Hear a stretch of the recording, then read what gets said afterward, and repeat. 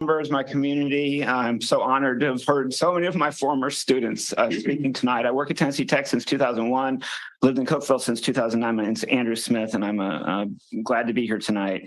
I don't have a prepared speech, so if you need to hit the bell. But I just want to remind everybody that we have 35,000 citizens by the record that I could look up, 15,000 by the Election Commission records participated in your election in August of 2022, and you all have 4-year terms. No one on this prestigious panel here earned more than 3,000 votes because of the way the thing is set up. It's a plurality, and there's an open field. It's nonpartisan. And so the person with the most votes had less than 3,000 votes. And so there's a lot of folks that ran that didn't get in, that were close 6th, 7th place. And so I think that means that with some humility that, with your job, with your charge, and y'all are, none of you who know me are going to be surprised that I didn't vote for everybody who's sitting up there, but I did vote for you, Mayor Wheaton.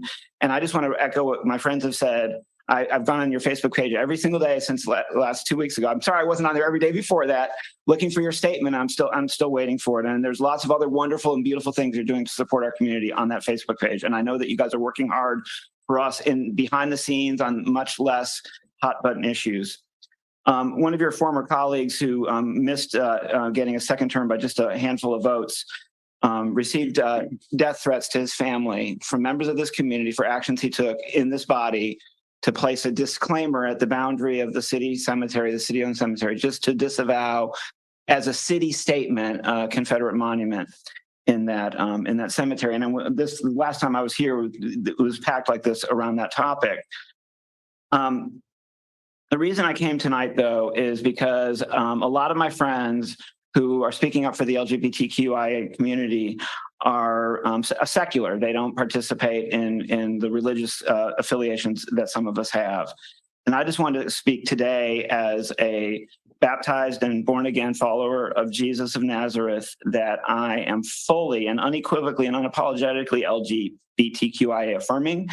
And in my training at Vanderbilt Seminary in Nashville, Tennessee, and in the denominations that I frequent, I have gotten more of the gospel from my LGBT Christian friends than from my straight Christian friends. And they have been harmed their whole lives. Some of them have suffered through failed conversion therapy and stayed gay and stayed Christian and wanted to come into churches where they weren't welcome. And in 2014, my former denomination ratified same-gender marriage at the national level. And I meant to wear the scarf, but the one on the paper is I'm wearing a rainbow scarf that was given to me to do that. And that says something about the love of Jesus. And that's not what I'm feeling from some of my Christian peers in this room and from the recording I watched from the last city council meeting. I just want to say something about the kids, and since it's not scripted, I'll then stop. But I have a pastor friend out in Nashville by the name of Stan Mitchell. You can look him up. His full-time ministry is counseling the parents of LGBTQ youth and LGBTQ youth to convince them not to kill themselves.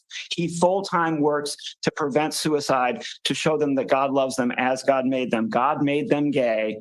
And finally, if you look at Genesis, you look at the Trinity. I'll go ahead and ask you to wrap it up, okay? All right, so God's pronouns are they and them, and we and ours. Thank you very much. Thank you.